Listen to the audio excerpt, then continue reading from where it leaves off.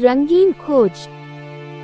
एक समय की बात है, एक छोटे से गांव में एक लड़का रहता था जिसका नाम करण था। वो एक बहुत ही जिज्ञासु और साहसिक बच्चा था। उसके पास हर रोज नई खोजों की इच्छाएं होती थी और उसने अपने गांव के बाहर की दुनिया को जानने का फैसला किया। एक दिन वो अपने रास्ते पर चलते चलते एक जंगल में पहुंचा। वहां उसने एक अजीब सा पेड़ देखा जिस पर रंगीन फल लगे थे। उसने देखा कि जब कोई उस पेड़ को छूता है तो पेड़ चमकने लगता है और अपनी रंगीनता को बढ़ाता है।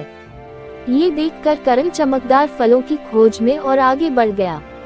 करण ने आगे चलते चलते एक और अद्भुत चीज देखी और ये था एक मगरमच्छ। करण ने देखा कि जब वह मगरमच्छ को छूता है तो उसके नीचे जमीन के सभी पत्थर चमकने लगते हैं और उसके चारों ओर पड़ी मिट्टी भी चमक उठती है। करण हैरानी में आ गया और खुशी से झूम उठा। अब तक करण बहुत सारे रंगीन फलों और चमकदार पत्थरों को देख चुका था, लेकिन वह अब भी और चीजों को ढूंढने के लिए उत्सुक था। उसने जंगल की गहराई में एक गुफा देखी और उस गुफा में जाने का फैसला किया। जब वह गुफा में पहुंचा तो उसने एक चमकदार रत्न देखा।